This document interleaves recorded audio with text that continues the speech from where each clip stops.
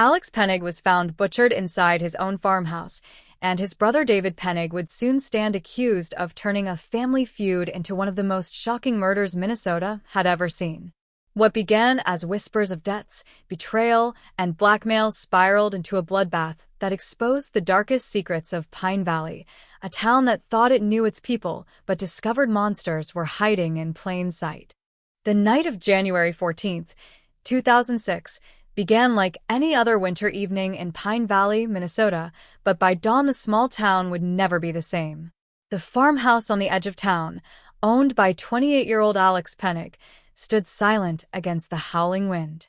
Neighbors later said they noticed the lights flickering late into the night, though no one imagined the horror unfolding inside. When the sheriff's department arrived after a frantic 911 call, the scene that greeted them was unlike anything they had ever witnessed. The front door was ajar, as if someone had left in a hurry, and the bitter cold had blown snow across the entryway. Inside, the silence was broken only by the creak of floorboards and the hum of the furnace. Then the officer saw him.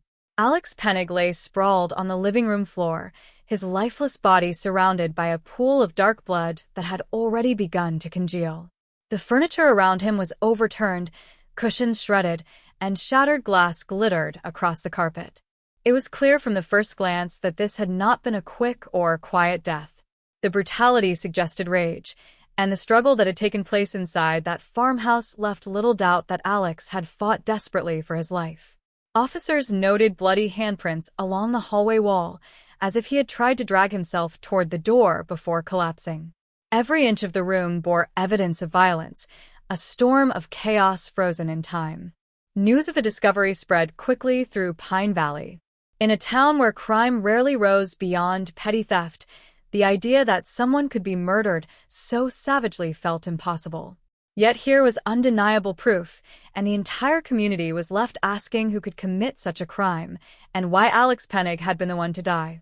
To the people of Pine Valley, Alex Pennig had always seemed like a quiet, hard-working man, someone who spent long hours repairing cars at the local garage and returned home to his isolated farmhouse each evening. He was polite enough in passing, though not the type to linger in conversation. For years, the town had accepted this image without question, but once investigators began peeling back the layers of his life, a much darker picture emerged. Alex was not simply a reserve mechanic. He was a man tangled in debts and secrets, carrying burdens that few had imagined. His bank records showed loans from questionable sources, and friends admitted he had a habit of borrowing money he never repaid. Some described him as generous in spirit, willing to help when asked, but others whispered that he had grown reckless, living beyond his means and taking risks that invited danger. His personal life painted an equally troubling portrait. Alex's relationships had rarely ended peacefully.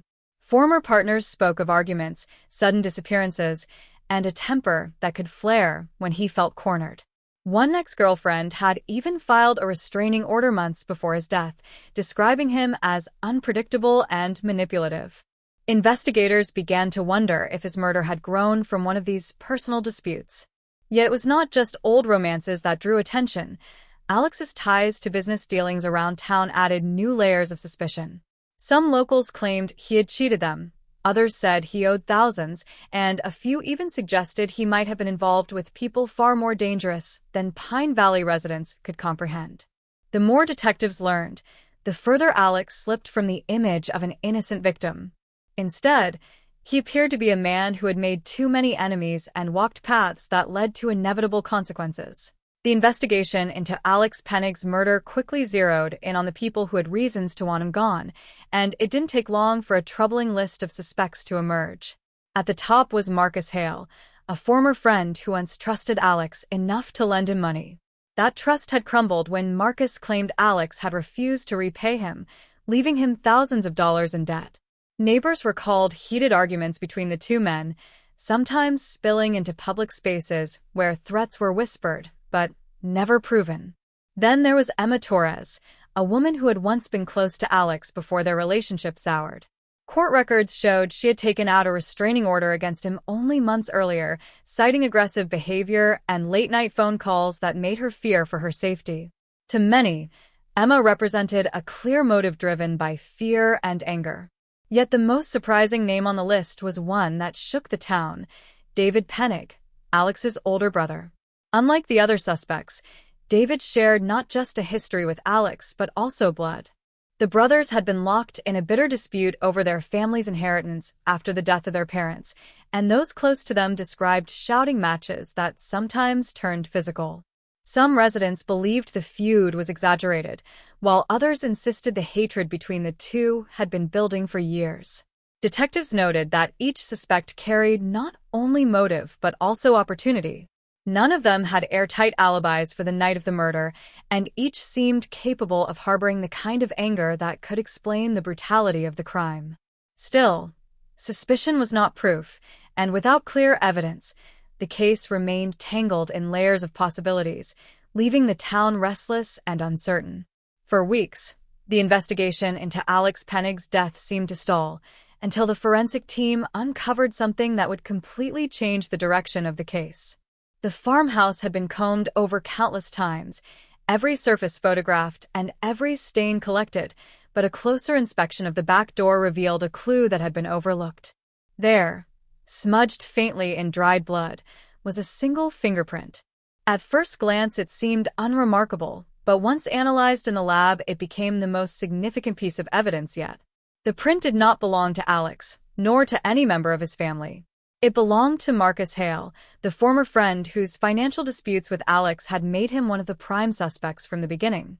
The discovery placed Marcus directly at the crime scene on the night of the murder.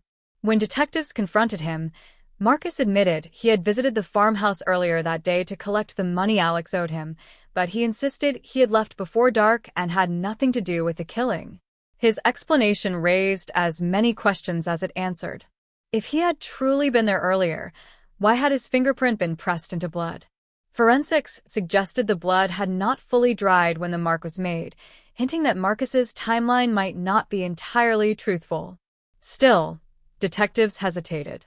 The violence of the crime was overwhelming, far beyond what might be expected in a dispute over money.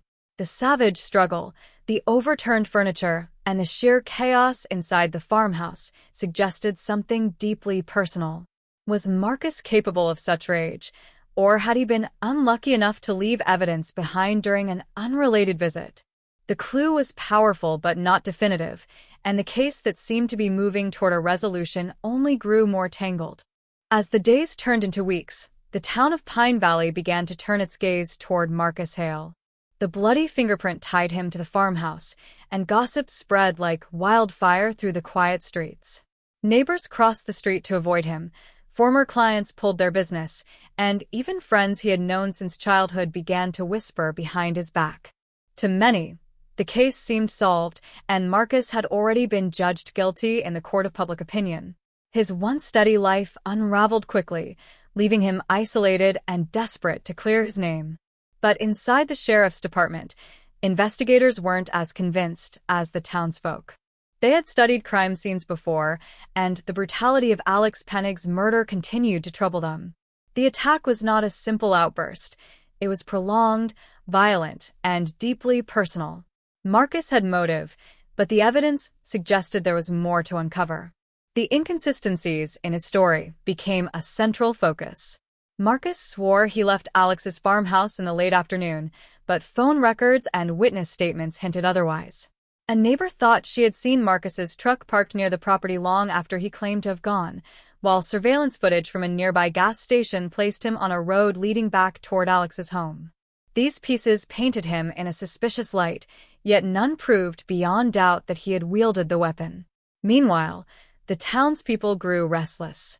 They demanded answers, and the pressure mounted on law enforcement to make an arrest. The sheriff's office resisted, knowing a misstep could allow the real killer to walk free. The spotlight on Marcus burned brighter every day, but for the investigators piecing together the crime, one nagging truth remained. Something about the timeline still didn't fit, and until it did, they could not be sure they had their killer. The turning point in the investigation came not from fingerprints or witness statements, but from a discovery buried deep within Alex Pennig's own farmhouse. During a second, more exhaustive search of his property, Detectives ventured into the detached workshop behind the main house. The space, cluttered with rusted tools, half-repaired engines, and stacks of old boxes, seemed unremarkable at first glance. But tucked beneath a workbench, hidden behind a sheet of plywood, they found a small locked metal box. Its weight alone suggested importance, and when investigators forced it open, the contents inside unraveled the case in a way no one had anticipated. The box contained neatly folded photographs, stacks of financial documents, and a worn leather-bound journal. Each item pointed toward a secret life that Alex had carefully hidden.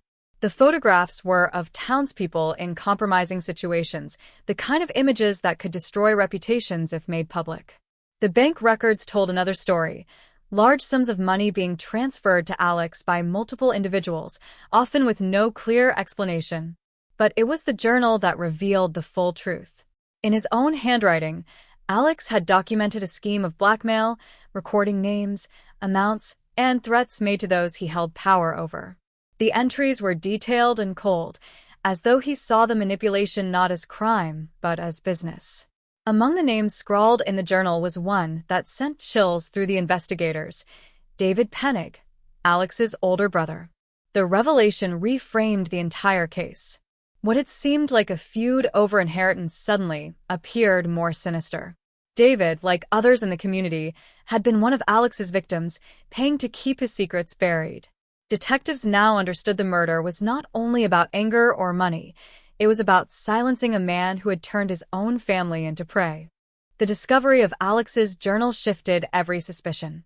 Suddenly, Marcus Hale's fingerprint and Emma Torres's restraining order seemed like small pieces of a much larger puzzle. The entries inside the journal laid out years of calculated blackmail, but none struck detectives as chilling as those written about David Pennig. The brothers had always been known for their bitter arguments over their parents' estate, but the journal revealed something far more personal. Alex had been threatening to expose secrets from David's business dealings, shady loans, unreported income, and questionable contracts that could ruin his reputation and land him in prison.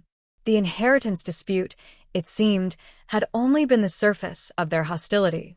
Investigators returned to the farmhouse with this new perspective, combing through every corner for anything that might tie David to the crime scene. Their persistence paid off when a wrench, caked in dried blood, was found shoved beneath the basement stairs. Forensic testing revealed Alex's blood, but more importantly, it revealed traces of David's DNA on the handle. The evidence was undeniable, pointing not to a crime of opportunity, but to a carefully planned act of silencing. The brutality of the attack made sense in this new light. David had not simply killed his brother to end a family feud. He had destroyed him in a storm of rage, fueled by years of manipulation and threats. It was not the cold efficiency of a calculated murder, nor the random violence of an impulsive act. It was a final eruption of hatred that had been simmering for years. The betrayal was devastating. In Pine Valley, where family bonds were held sacred, the realization that Alex's own brother had been his killer felt like the deepest wound of all, a truth that stunned the entire community. The trial of David Pennig became the most talked-about event in Pine Valley's history, drawing reporters from across Minnesota and turning the once quiet town into the center of unwanted attention. The courtroom was filled each day with neighbors, friends, and even former enemies of Alex, all desperate to hear the details of how one brother had murdered another. Prosecutors presented the wrench as the murder weapon, backed by the damning forensic evidence that tied David to the crime.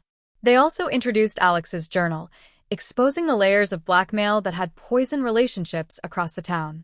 Page after page revealed Alex as both a victim and a predator, a man whose greed and manipulation had finally led to his violent end. When David took the stand, he tried to paint himself as a man pushed beyond breaking point.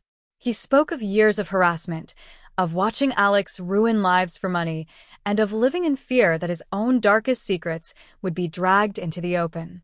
The defense argued it was not premeditation but desperation, a final act of survival against a brother who would never stop destroying him. But the jury was unmoved. The presence of his DNA on the weapon, the brutality of the killing, and the attempt to hide the wrench left little room for doubt. After only 6 hours of deliberation, David was found guilty of first-degree murder and sentenced to life in prison without parole. In the aftermath, Pine Valley was left scarred.